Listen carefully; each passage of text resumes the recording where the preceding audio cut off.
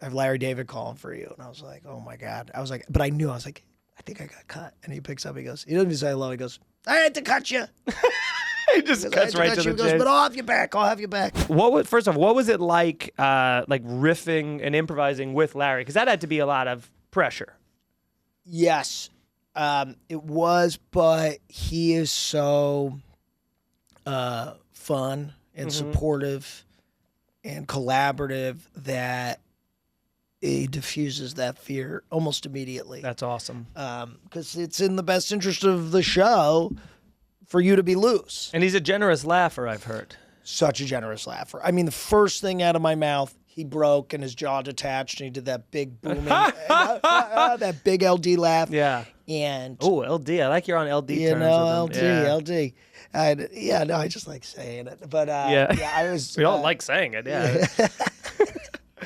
I love him. He's the GOAT. But anyway, so I went out there and the first thing I said, I was playing young Larry and I didn't like the props on set. Yes. Like, the glasses. I was like, what a lackluster assortment we got here. And he broke and then he laughed and then I immediately felt good. He's like, dude, do that again, say that again.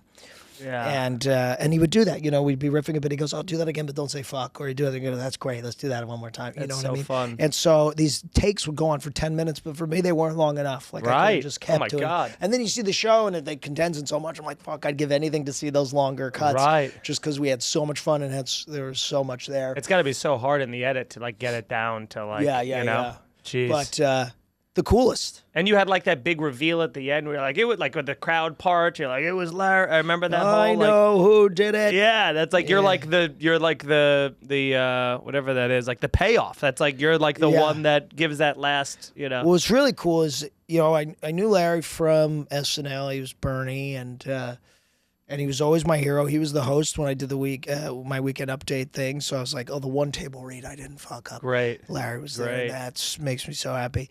But and I remember like a few weeks into the show, he had been back a few times. I felt a pat on my back. And I look up and he goes, "Hey, John, how's it going?" I couldn't believe he knew my name. And I was like, "Hey, we're making this a regular thing." He goes, let's not get carried away. And then after I got fired from the show, I auditioned for Curb. Yeah. I went in there with them and I felt like I honestly didn't even do that good of a job. I was pretty nervous. Did you read in front of him? He was very sweet to me, and I did. Yeah. And Jeff was in the room, and I got this part on Curb, different part. Oh. This was right after I got fired from SNL, and it was just I played a waiter, and Larry wanted to order off the kids menu, and I told him he wasn't allowed to. Yeah. The tots are for tots, and I get a call from Larry like 6 months later. We don't at this point don't have each other's numbers. Sure. And I get a call and I have Larry David calling for you. And I was like, oh my God. I was like, but I knew, I was like, I think I got cut. And he picks up, he goes, he doesn't even say hello. He goes, I had to cut you. He just cuts right to the chase. But I'll have you back. I'll have you back. 4 years go by. Yeah. And then the young Larry audition comes. And I still audition. Which is a much meatier part. Such a meatier part. And that's the penultimate. It's like, that's like the. I still had to audition for it because it was such a big part. Right. But way bigger arc. But I got it, and I remember I was on set with Larry. He goes, "This cannot get cut." I was like, thank God, dude, that is so awesome, man. So he's a man of his word, and he really is. And I love to hear that. I know that he's done that a bunch with people where he's had to cut them but had them back. And God, I really thought that was going to be big for you, man. Yeah, me too, man. Let me just say, this Lindsay Lohan movie had 1 billion minutes viewed. Okay. Wow. It was #1 on Netflix while the movie I was in with The Rock was #1 on Prime. I have no money in my bank account. Nobody's calling. Well, you got one person calling you, and you're sitting on the couch with them right now. Oh, God. By the way, if I was really doing well, you think I'd be fucking doing your goddamn fucking whatever. It could be ours. Not yours, but I appreciate that. Maybe that's the move. Maybe I need to be your co-host. Could be. Do you think that this is a psychological question? Do you think you've ever said something out loud that no one in history has ever said? Probably every day. That no one in history has ever said?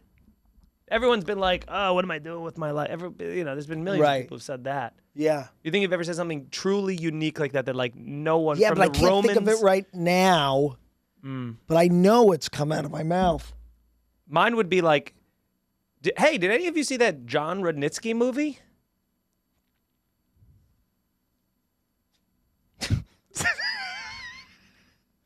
By the way, yeah, that's never been said.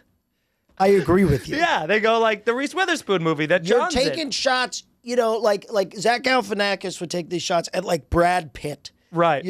And you're taking these shots at fucking me. You're a movie star to me. You're kicking me while I'm down. You're not down. You're in a movie with. You just said the Billion Minutes thing, and the movie you have Kevin Spacey voice. You're right. But you're right. That's the thing.